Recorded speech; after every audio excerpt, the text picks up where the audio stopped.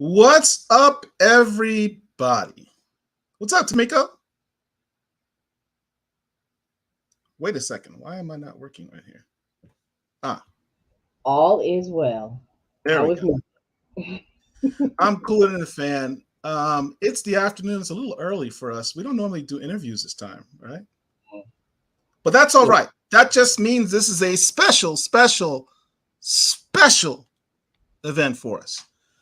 As you all know, we at the Black Comic Lords have had our series of interviews that we have done with Black comic creators. So we're continuing that today um, with a very special edition because we're here to talk about creators who are working on the Milestone 30th Anthology book special.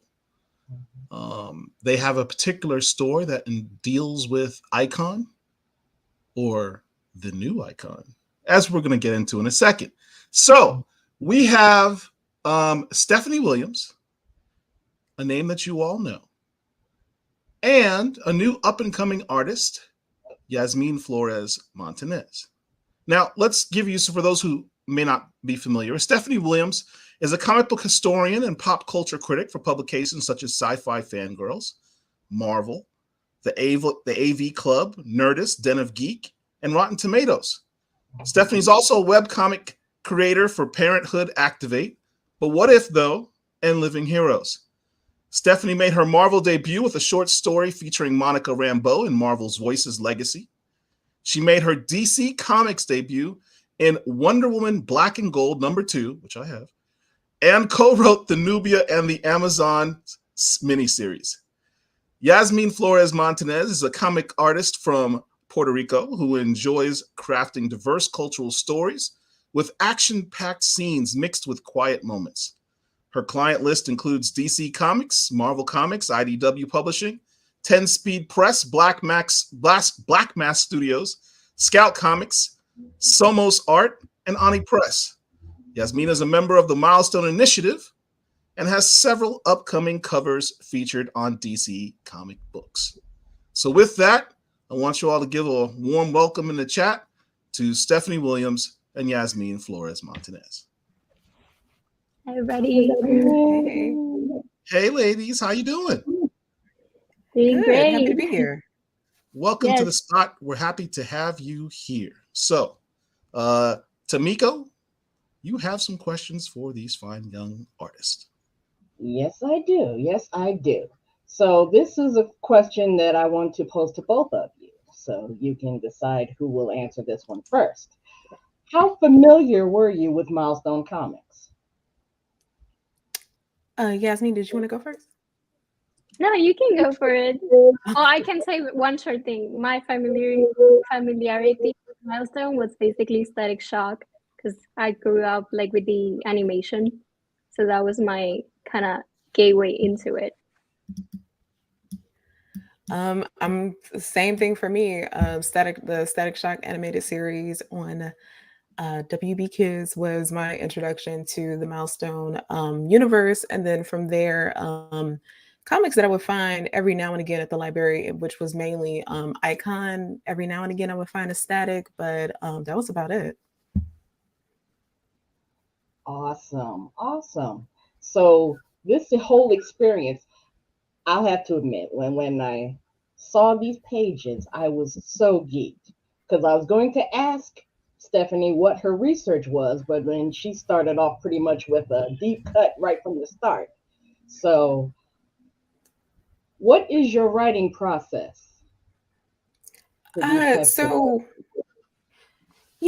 I because I really got my writing background more so in doing character deep dives for a podcast that I used to do called Missy Knight's Uninformed Afro, and then from there transitioned to actually writing stuff for different publications. I am somebody who goes back, and if I can, I will read that character's entire history. Now, that gets a little difficult when you get to characters that have been around since the 30s, but I manage. Thankfully for Rocket, on that actual podcast, we had covered her before. So that was all those stories and everything, all those issues, all 46 of them, 42, we're still, at least there. That just need a little freshening up. So that just made it easier. Now, as far as the story is concerned, that kind of came to me while I was cooking. I was just thinking about Rocket and her son, and I'm always looking for an excuse to include mothers in comics because they should definitely be there. And I just thought of what it would look like for her to graduate. I mean, like, of course, for her son to graduate, but also for her too. What does that look like? And it looks like her becoming icon. So that's just kind of how that story kind of came to be. And I was so excited when I learned that Yasmín was being brought on for the art, because I knew that she would be able to capture all of those character moments that I was looking for, as well as the action. Thank you. Wonderful. You're Wonderful. welcome. So who is your favorite writer? It would have to be Dwayne McDuffie. And that is because he always managed to give a human element to his superhero stories. And I know that sounds weird to say because like some of them are human, but a lot of times that can be forgotten. And it's just, hey, it's this person who can do this feat. Well, that's great, but why are we cheering for them? What is it that makes them grounded? What makes them relatable? And he always managed to do that, be it whatever he was writing for Marvel, for Milestone, for DC, Justice League, and the first, and also Unlimited has some amazing stories, and a lot of those were penned by Dwayne McDuffie. The Monica Rambeau's very first one shot, he was responsible for that. And it's a story that I adore because it's her coming back after losing her powers and her parents kind of nursing her back to health. And you see this woman who is worthy of the Captain Marvel moniker, even when she doesn't have her powers. Dwayne McDuffie is definitely one of my favorite writers. And then next to that would be a list of romance writers, but we are not here to talk about that. Influences are influences, and whatever influences. Oh yeah. And they influence me all day long. So yes. Okay, so then we're going to slide on to Yasmín. What influenced you to become an artist? So I guess I started like everybody drawing as a little girl, but I stopped because, you can't live out of art. And my parents were against it totally. So I kind of stopped, studied something else. And I was working when I graduated and working to do my master's degree. I was working at an art gallery with other fine artists. And I don't know, it just got me like thinking, man, I really want to do art. I really want to do comics. I want to pursue this. I see these people that are doing this, are doing what they love and they want to do. And I was like, I'm going to do it. I'm just going to go to conventions, show my portfolio. I showed first to David Finch, to Mark Brooks, artists, because I felt more like trying to, I don't know, get feedback because I knew I needed to get better. And in a way, those two artists that I'm sure they don't remember me at all, but they did influence my decision to pursue a comic book in the arts. I remember my Brooks was like, this sucks. He was super honest, but he gave me the feedback that I needed. And I was with somebody else. He was like, go back to drawing to the other dude. And then to me, he was like, this sucks. And he went on detail on what everything sucks on the page. But then he was like, but this is looking good. So I was like, okay, there's hope. So it really influenced my decision to fully commit to being an artist. There's going to be a time period where Mark Brooks may come across this interview someday, and he'll like take full credit for the illustrious career that's ahead of you. So take that, Mr. Wright. Mm-hmm. Yeah, and how did it feel to be part of the inaugural class of the Milestone Initiative?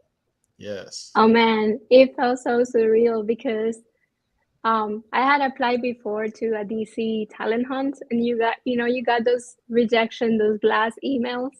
So I wasn't really thinking that I would get in, but you always have the no, so you always gotta try. Even rejections are always gonna be present. So yeah, who knows? So I did my best, and I got when because Dennis told all the artists that they were getting in. When he appeared on the screen, I was like, oh my God, what's happening? Is it really happening? And I got all teared because I was like, I can't believe it's really happening. And it just feels surreal. I still think it's like I'm gonna wake up and nothing happened. But I'm really grateful that I'm part of it. And wonderful. Who is your favorite artist at this point? Oof. That's a really difficult question. This sounds easy, but it's not, because you have like from the storytelling aspect, and then the design aspect, and then the graphic design aspect, and then the style. So I don't know. I think I have two, but most because of their storytelling is Lee Weeks and Frances Manapul, he was actually my mentor. So I was like trying not to fangirl. So mainly, like, I love both of their styles, but I think their storytelling is so good and it's very important in comics. So they're a big inspiration for me. I love Lee Weeks' artwork. He's got that Joe Kubert Arts School style. I really dig his art. Yeah, me too. All right, so with that, Tamiko, do you have anything else? Nope, it was going to be fangirling from now on from me. Just to let you know. You guys have no idea how excited Tamiko was to be here to talk to you guys today. Yes, no idea. Like, I was like, restrain yourself. Don't make us look like complete geeks in front of the artists. Like, they'll lose all respect for us. So never. We may have some problems restraining ourselves for the next part after this commercial break. We're going to get into your book, Icon Forever. So we're going to try and ask you some questions about what that book's about. So right after this commercial break, Dr. Wizard.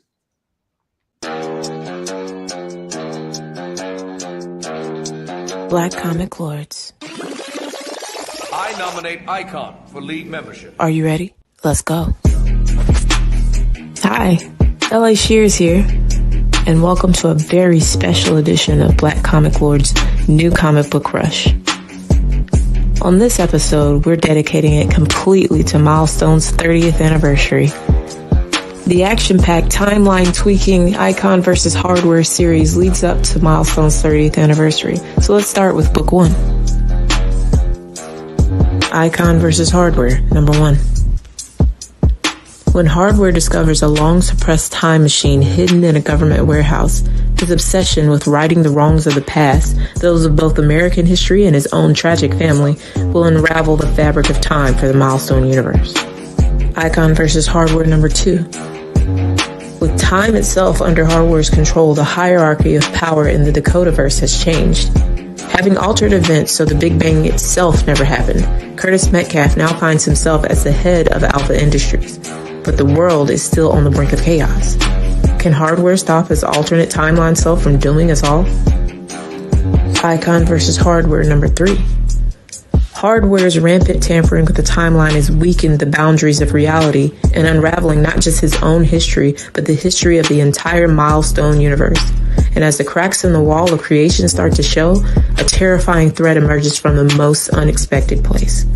The ending of this issue is going to shock you. Icon vs. Hardware, number 4. Well, Hardware fooled around and now he's found out. From outside the walls of the known universe comes a terrifying, seemingly unbeatable, and deeply unexpected enemy. Brainiac? The events of this issue will alter the course of the multiverse forever. And now the moment we have all been waiting for. Milestone's 30th anniversary special, #1. Celebrating 30 years of Static, Icon, Rocket, Hardware, and the rest of the Dakotaverse in this star-studded anthology. From a Static and Batman Beyond team-up, harkening back to their adventures in the Static Shock animated series, a grown-up Raquel Irving inherited the mantle of Icon, a reality-warping story where the present-day Milestone characters meet their 1993 counterparts. There's something for every Milestone fan to enjoy. So you've seen the amazing variant covers. You've heard the incredible stories. You know what to do. Pre-order now. LA Shears signing out. Till next time.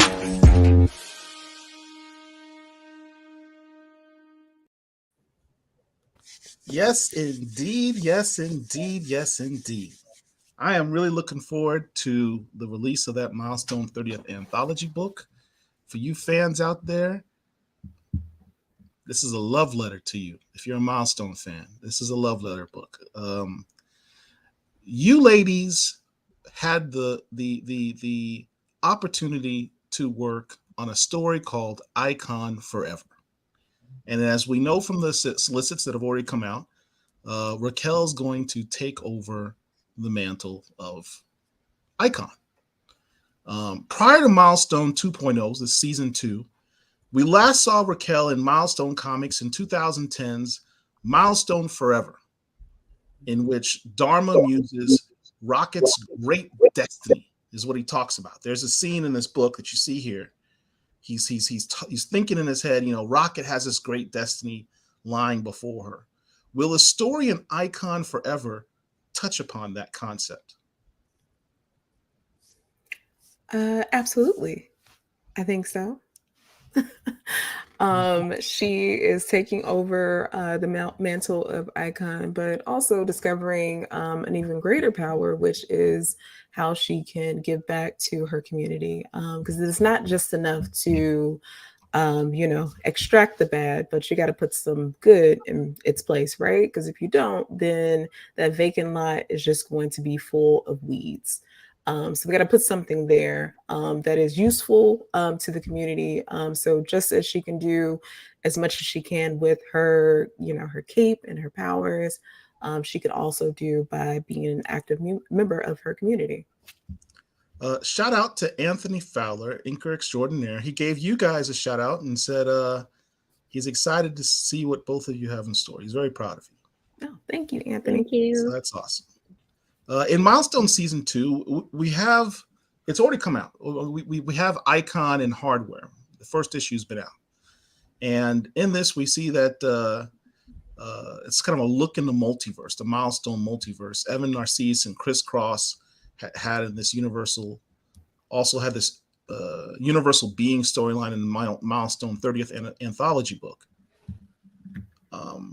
So you got one story dealing with time travel. You've got another story dealing with the Milestone multiverse. Where and when in the space-time paradoxal multiverse does the Icon Forever story take place? I guess somewhere in the middle. So I guess because we kind of progress chronologically, as though Raquel got older, Amistad got older, Icon got older, everyone got older, and things just kind of gone before they clearly went to hell. So that's kind of where our story lands. The question all of us geeks always ask when we have these stories is, when you have these multiverse stories or time travel stories, is would you consider this story to be quote unquote canon, or just a possible future? I would say just a possible future. Just a possible future. All right, that's fair. It's pretty clear from the solicits that Raquel has taken over the mantle of Icon with a brand new, fresh look. Here we have it here. I mean, Yasmin, this is for you. Like, how did you come to decide on the design for this look? So my editor Marquise he was like, you could get to design the new icon, right? Well, icon. But you have to bring in the original designs also, but make it contemporary. So the original designs from Dennis, but the ones from Icon and the ones from Rocket, and then make it contemporary and just create it. Smash it all together. So, for example, we talked about bringing in the green cape of Icon, right? But let's make it a trench coat because Rocket had a jacket originally. Bring in the straps and the gold straps from Icon and just kind of bring it into Rocket in a more stylized way of something that I would wear, probably not in those colors, but I would probably wear it. So you wanted it to be something that you could see yourself wearing. Yeah, like, because I don't know, sometimes I wouldn't be running around, fighting crime in panties or something, right? So, I wanted to also kind of make her look cool, and again, contemporary, something that I would wear, but also reminiscent to what Dennis did, which I actually love too.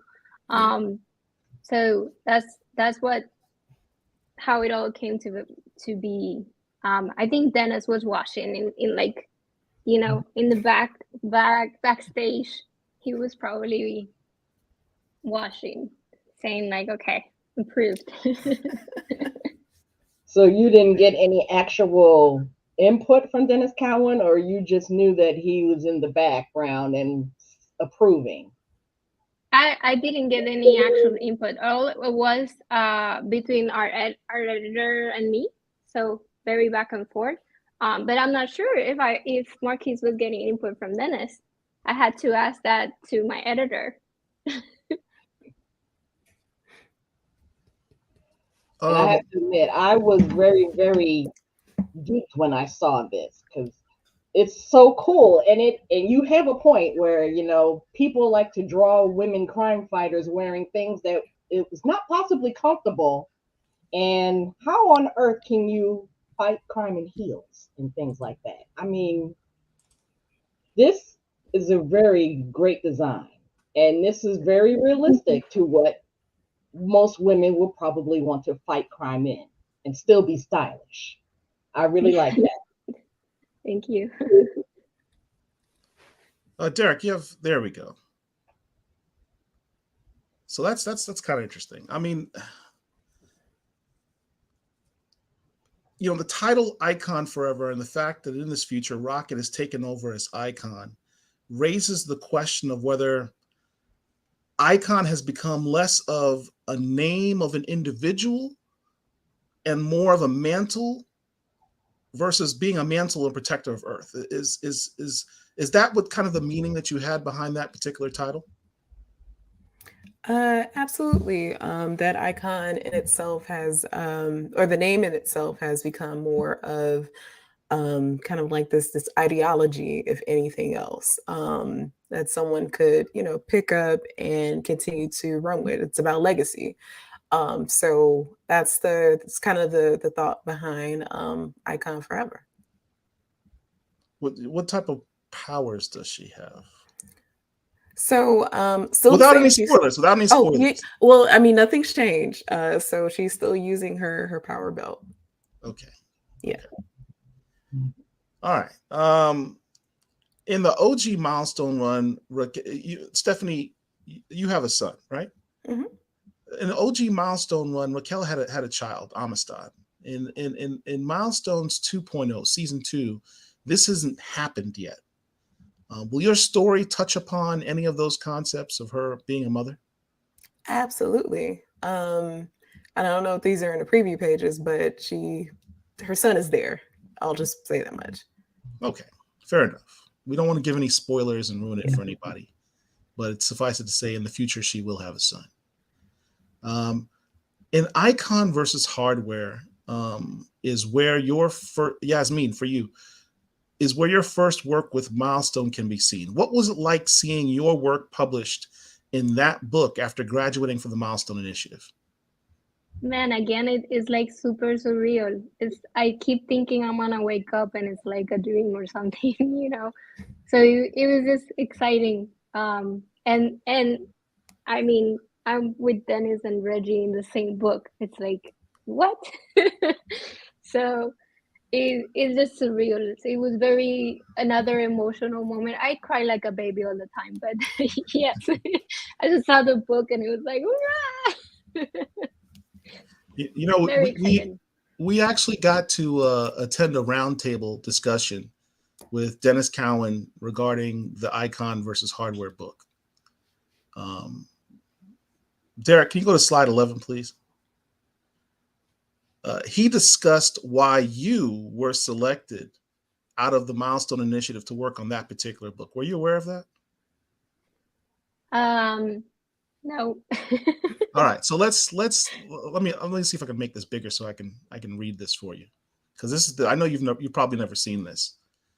The question was asked: how did you arrive at having Yasmín Flores, misspelled your name, apologize for that, Yasmín Flores Montañez be the artist to draw the segments of Rocket in boarding school, coming out of the Milestone Initiative and the Talent Development Program? And this is what his answer was.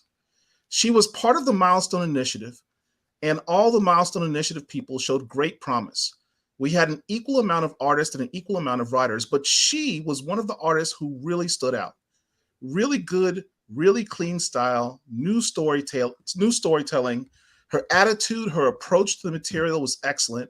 So she was a natural choice.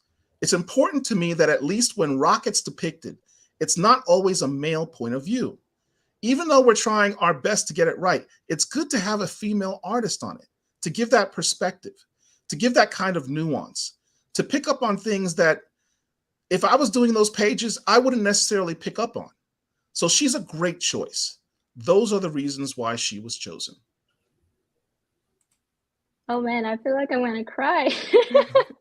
That's our goal here at the Black Comic Lord, just to make you cry. No, not at all. But I thought it was important that you understood what a legend like Dennis Cowan thought of your artwork and why you were specifically chosen to go on a book that is so important to Milestone.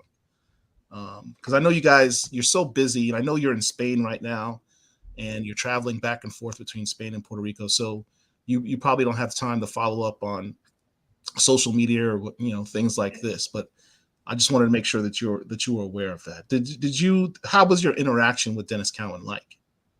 Man, he's like a mentor. And this really makes me emotional. I'm trying to like hold my tears. But he was super nice when DC flew us to California, all the Milestone participants. I thought that like our interactions with Dennis would just be like, in the workshops or lectures and stuff like that. But he will be hanging out around in the lobby hotel, and we would be like, oh, hey, Dennis, do you want to go to dinner? And he would be like, yeah. And you would just, because he's a legend, so yeah. You wouldn't think he would be like sitting with you normally and eating and getting to talk really deep subjects, not just comics, just real life stuff. Right. So I think and not just for me, but I think for everybody in the Milestone program, both the writers and the artists, we see Dennis as a mentor. And somebody that was very caring and very encouraging during the whole Milestone Initiative program. Stephanie, this one's for you. Other than being Icon, because you mentioned this is I guess in your story takes place in the future. Icon's Raquel, now Icon, is all grown up. Augustus, when he was Icon, had a day job of being a lawyer. I'm curious, does your story touch upon what is Raquel's day job? What does she grow up to be other than a superhero? No, it doesn't. The story doesn't. Well, the first draft for the story actually kind of touched on her being, finally realizing her dream of becoming a writer. The story that we actually get, not so much. The way that I thought about it is that she would hopefully find a way to pay the bills as being Icon too. So that was my thought process there. So when I hear you say that, what I Mhm. hear in my geek ears is I have a director's cut version of this book that needs to be made in perhaps a second print or something Yeah. that has her as a writer. Yeah. Shameless Be- plug, DC, whoever makes that decision, Marquise, if you're listening. Yeah, because I remember reading and how much she was a huge fan of Toni Morrison and how she was stealing a literal typewriter out of Augustus's house Right. at the time. So to me, like it would make sense that you know, maybe she held down just a regular, you know, 9 to 5 while her son was in school and everything. But now that he was going off to college, that she would finally be able to realize her own dreams and pursue writing full time. So that was the first draft of that story. But any other, I think we get pretty close to it. But as it stands, you know, she is doing her thing as Icon and doing whatever else she can. Hey, Tamika, why don't you take number 9? Okay, so what would either of you like to see in Icon and Rocket's future? Or is there going to be a Rocket since Rocket is now Icon? I mean, I don't have any specific acts. I would just love if Rocket or Icon, just Raquel and herself, would be able to possibly headline her own book one day. That would be really cool if that ever happened. That was gonna be my answer too. Yeah. Same page. Yeah. So what I'm hearing when I hear that is the two of you have talked amongst each other and you have an entirely new book that's ready to be pitched and made. Right? I mean, hey, stay ready so you don't have to get ready. So yeah. All right. So, you know, Stephanie, one of the things that really sort of brought you to the people in our community's attention here at Black Comic Lords was your work on Nubia. Is there any more Nubia in the future for you? Ew. Yes. Yes. I hope I don't get in trouble by giving you that yes with that long all those S's and the exclamation and the question marks, but you must be talking to Evan Narcisse. He does that. Yes. Well, here's the thing. I mean, as a second part to that question, there was recently this book, this Nubia and the Justice League book, and I was pissed because it came out and she joins the Justice League, and the Justice League disbands. Yeah. So that's about right. That's not right. It is not right, but it's about right. But it's about right. So in these things, I often, when I do these interviews, I have a pitch. So here's my pitch. I love this cover done by Mateus Menahini. And I know part of that sort of takes place, sort of meeting this girl in the book somewhat. But this particular cover just speaks volumes to me. One of the things that makes DC Comics is the idea of legacy. DC has its core, you know, sort of Justice League archetype characters.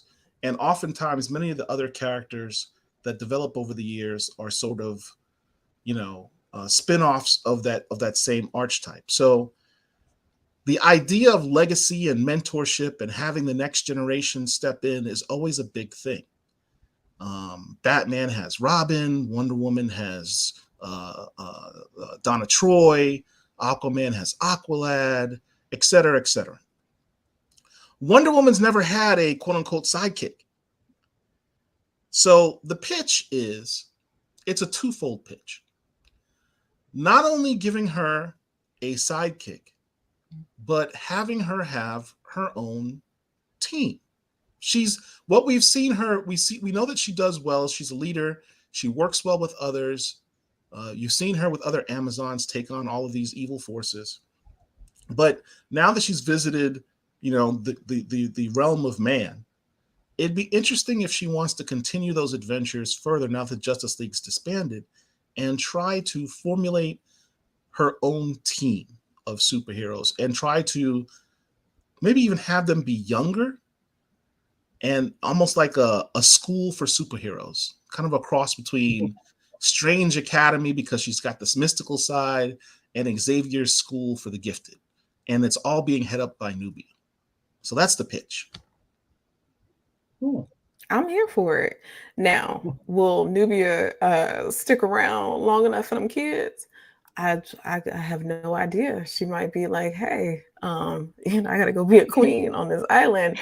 So I will check in with y'all every 2 to 3 months to see how you're doing.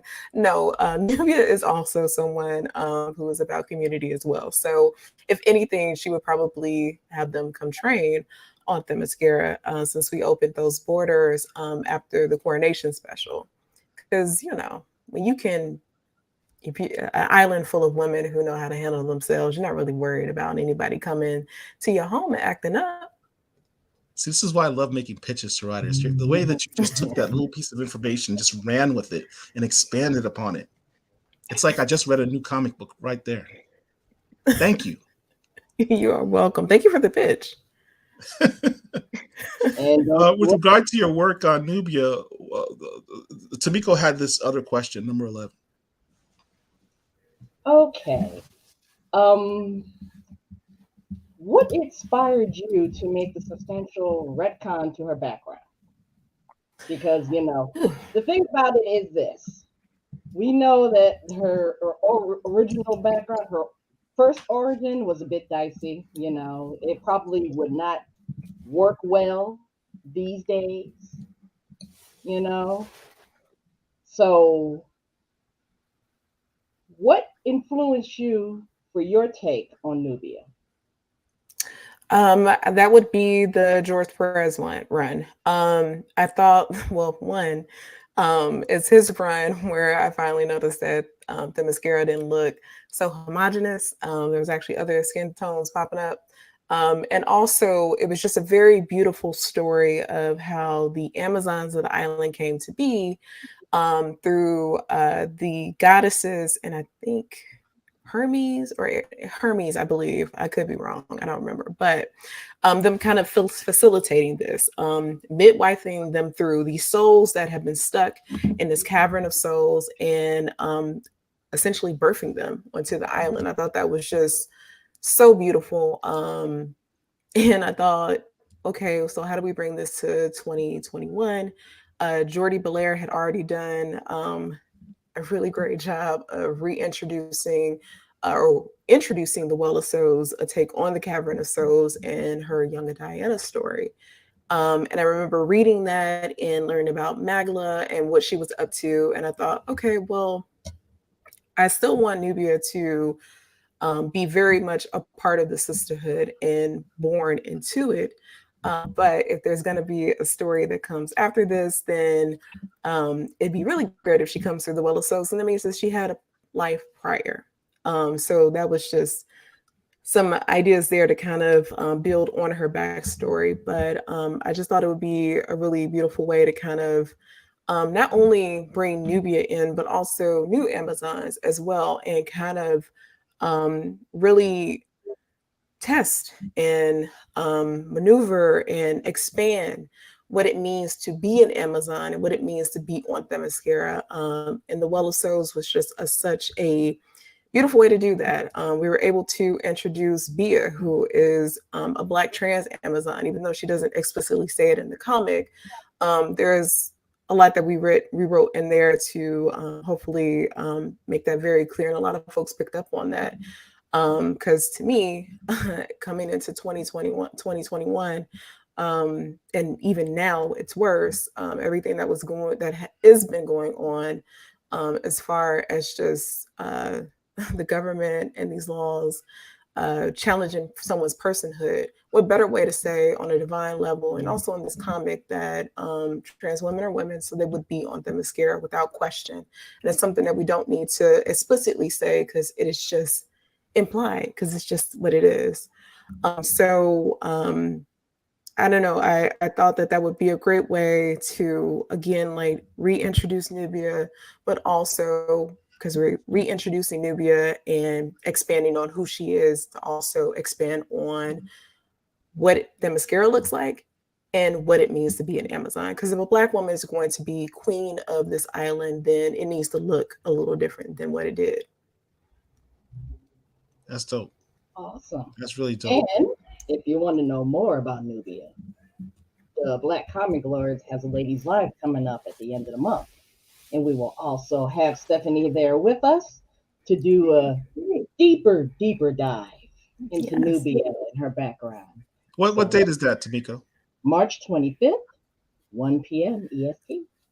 Stephanie, you going to be back with us on March 25th? I absolutely will. I've made sure that it is on my calendar, because these days, if it is not on Google, it does not exist. I feel you. I'm sure the ladies will give you a much deeper dive on the character, because that's what they do. Mm-hmm. But I have an uber nerd moment that I wanted to share with you, Stephanie. One of our members here, Richard, he's also a Wonder Woman fan. And, he made this discovery. When you search, as you know, because I know you've written and you've researched this very well, Nubia has a very convoluted history, right? Background and origin. But interestingly enough, if you go on the DC website, the current version of Nubia, the one that you've worked on, is defined as, her first appearance is actually defined as not being Wonder Woman 204, but this particular issue right here, Wonder Woman, I think this is volume 5, number 75. And in that version, and that's the very first panel in which she's ever introduced, she's got very short hair.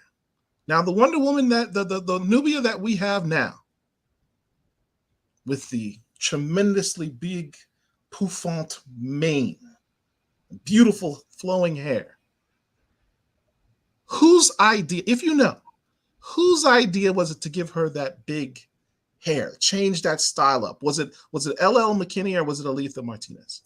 So I believe it was a joint effort, and I don't want to get fussed at, but I have heard Aletha talk about Nubia's hair very passionately on several occasions. So I like to believe that definitely if LL didn't say anything, Aletha was definitely like, I'm drawing his hair. Because she has been very passionate about it. And something I was really happy to see when I saw her again in Infinite Frontier, because, the hair. Diana gets to be bombastic in the ways that she is. And Nubia is not a carbon copy of Diana. Nubia is Nubia. That is why the whole thing with that book is, I am Nubia, know me. So that she can stand outside of Diana and her worth not be tied to her proximity to Diana either. So having that hair, right off the bat, that is Nubia coming at you strong. And I would like to say that was Aletha all the way, because every chance she got, she was drawing that hair big. Look, that hair is like a whole vibe. I mean, I've said, Nubia has never had a sidekick. The hair is almost like a sidekick. It's almost like a living thing. Absolutely. But I'm feeling that. So, Yasmín, back to you. What was the very first comic book cover that you ever drew? Not from DC. Like the very first comic. Very first comic. The very first comic. I've learned that I need to specify this question recently. What is the very first comic cover that you ever drew that you got paid for? By your laughter, I've learned that's a very specific question I have to ask. Yes, I think it was not interiors, a cover work. It was for Black Mass Studios God Killer cover, a variant cover that I did. When we were researching your work for this interview, we noticed you've been very busy of late with covers for DC Comics. Is there any other work for Milestone or DC that you are currently working on or that you have upcoming? Yeah, I have 2 other flash covers that are coming. That I think is, yeah, there they are. And then I also I'm working on interiors right now as a backup artist. So Icon versus Hardware, you guys know that. And then three other backup stories for Action Comics. That's awesome. Stephanie, is there any other work from Milestone or DC that you are currently working on or you have upcoming? That you can talk about. I don't want to get in trouble. Not that I can talk about. Okay. I do have some other work coming. It's just with the other guys. Okay. Well, speaking of your other work, shameless plug. You know how I first gained knowledge of you, Stephanie? Either through X-Men memes or Living Heroes. Both, correct. The answer specifically I was going to say was Twitter. Okay, well, yes. I saw like the X-Men memes and your Living Heroes book, the one that Tamiko's holding up, which I don't own, but I will own soon because I didn't know it was in print. Love these series. For those of you who don't know, Stephanie developed quite a name for herself on Webtoons, on the internet. She's got two particular stories or books that she does that I particularly like. Living Heroes, which is a take on Living Single. If you don't know what Living Single is, you're probably way too young for this show. But it's a very famous 1990s sitcom, Emmy Award winning, I believe. Can you explain to people what Living Heroes is and what the other one's called, But What If, though? So explain to us what these particular two books are.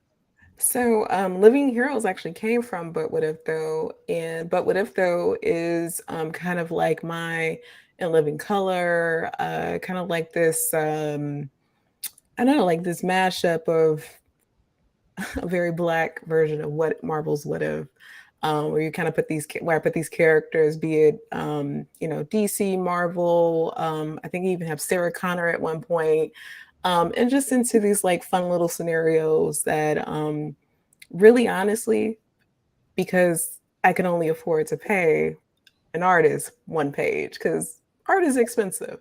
But I was like, if I'm going to make comics, I really want to make them. So like, let me figure this out. And that was a method that worked for me. Memeing and telling stories that way probably kind of prepared me for this because before I would find still shots from the X-Men animated series and fashion a story or a joke based off of that. So it was really nice to finally be able to say, hey, on this panel, I would like this to happen and so on and so forth to tell this story. I reached out to Aaron O'Neal Jones while I was at a baby shower of all places. And it was like, hey, I have this idea. If you're game, let me know.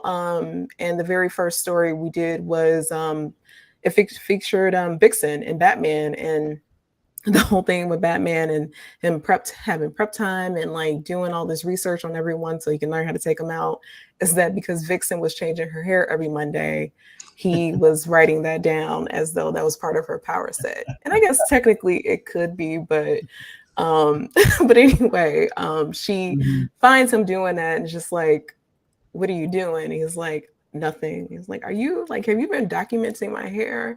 Like, that's Bruce. That's not part of my power set. Like, that's just something that Black women often do on Monday. But anyway, please confirm my PTO request. We actually got a chance to interview Angelique Roche about a little over a year ago. One of the questions I asked her, and for those of you who don't know, Angelique Roche, is in charge of and just created the Marvel Voices anthology books. we asked if your webtoon could be like a regular feature in that, because I just thought it was so dope. Like that should be a thing. Either one, the Living Heroes or the But What If Though. Have you ever talked to Marvel about that? No, but they are, trust me, well aware. I've had a couple editors say, hey, so I read that.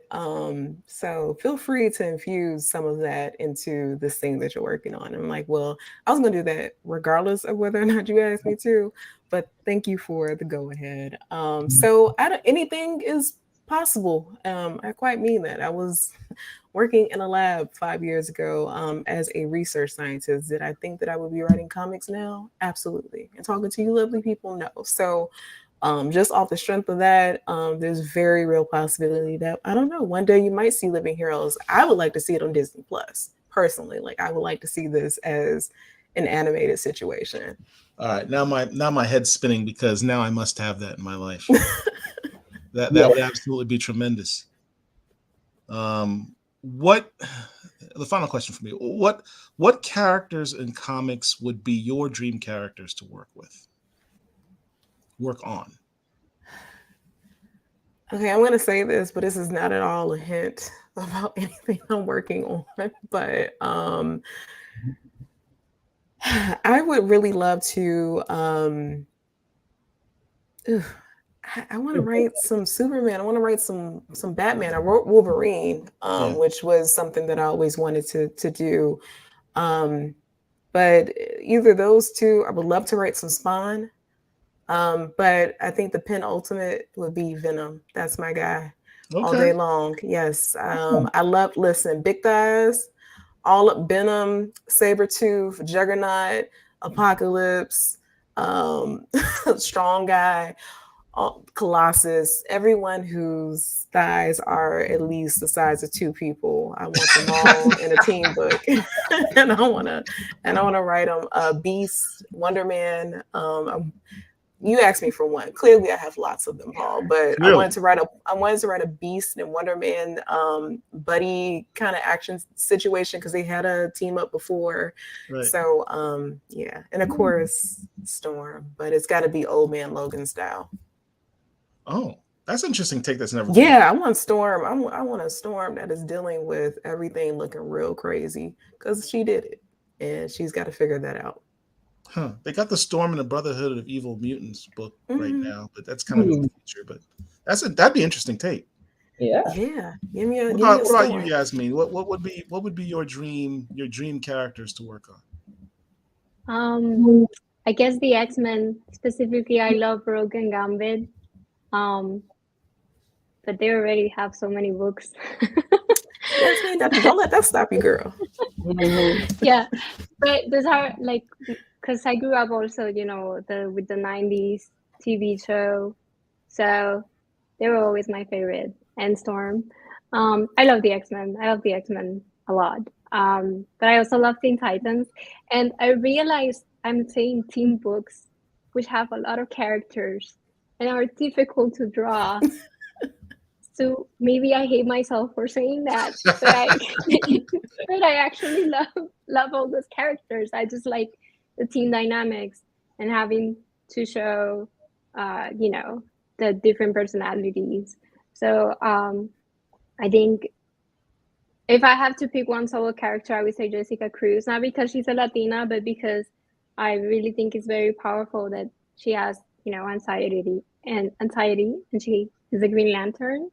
And I feel very identified with her from that aspect, not because she's a Latina, but from that aspect, I think she needs more love, and she doesn't get more love.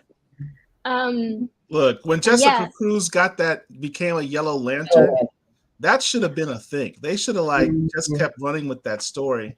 And then they had that the death of the Justice League storyline, and she was Green Lantern again. I'm like, wait, she was just a Yellow Lantern, 3 months ago. How did she become a Green Lantern? I don't know. Yet another crisis. Hopefully, you will have the opportunity to tell her story further as a Yellow Lantern, because I thought that was a way better fit for her. Yes. I mean, that would be awesome. But yeah, also the theme books, even though I'm crazy for saying that. Well, if any of the DC forces or powers that be are out there, she's ready and willing to work on the Jessica Cruz book. Just give it to her. Make it happen. Just Please. make it happen. Yes. There's a question that we ask everybody who comes on the show. What's on your pull list? Ew. Yeah, so currently not too many comics. Not because I don't want to read them, but it's been more research for me. So I have a romance novel pool list. If you're interested in that. It's interesting that you're so into romance novels, and the top book that you'd want to work on is Venom. Well, that's because Venom is a love story in itself. Lethal Protector. The Venom symbiote goes all the way from California to make its way to New York to see about Eddie Brock. It don't get no more love. That is a romance trope in itself. Venom is steeped in romance. Listen, you point me to a comic character, I'm gonna tell you a story arc where the romance was all the way there. No, I think as far as comics, I've been trying to keep up with the X-Men. I'm a huge fan of Ram V's detective comics. Poison Ivy I've been keeping up with because it's G. Willow Wilson and she's amazing. What else? Paul, honestly, if you put it in front of me, I'll probably read it. So it's just all a matter of actually getting it in my hand. And since Comixology blew up, I've been having to get my comics digitally. We're still Okay. bitter about it. So now it's been like whatever comics I can like ask editors for, like, hey, I'm doing research. Can you send this my way? Comixology was my go-to whenever I go on vacation. I just pull out my tablet, have my Comixology. I don't have to worry about having a stack of comics that are going to get damaged in my suitcase. But don't you miss like the paper of the comic book and passing the pages? I do, but I've tried traveling with comics before, and once you have them destroyed because someone's going through your suitcase at the airport, you don't do that again. You don't do that again. What about you, Yasmin? Let's see. What's on your pull list? X-Men. It's always X-Men. I always follow X-Men. My love for X-Men will continue always. You and Tamiko have that in common. Yes. I mean, you cannot not love the X-Men. So there's so much drama always. And I've been picking up also Poison Ivy because I love Takara, and also another Milestone from the Milestone program artist is there. He's doing phenomenal work also. So I've been enjoying that too. And then Batman also.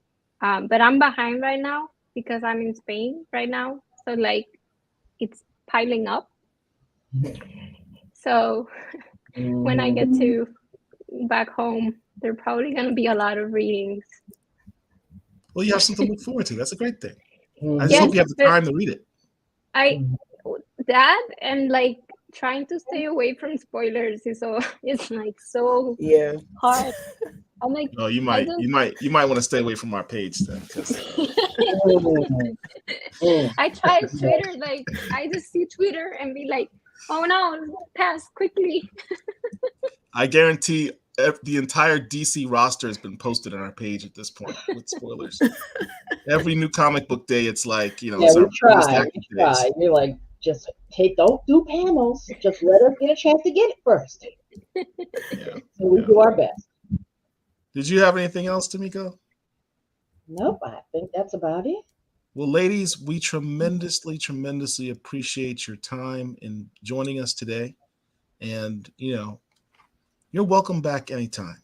If you ever have any books that are going out or projects you're working on and you want to share it with the fans, just reach out to us, email us, DM us, what have you. We'd be happy to have you back. We've got Stephanie, we've got your socials on here. Is this how your fans can reach you and follow you? It is. I don't encourage the following, but if you must, please head on over there. And I will be reaching out to you guys soon because I've got some stuff on the way that I think you will definitely be interested in. Oh, do you now? Mm-hmm. Yasmín? Yep, those are my socials. All right. All right. Well, thank you all very much for your time. And Dr. Wizard, we are out. Okay. Until next time.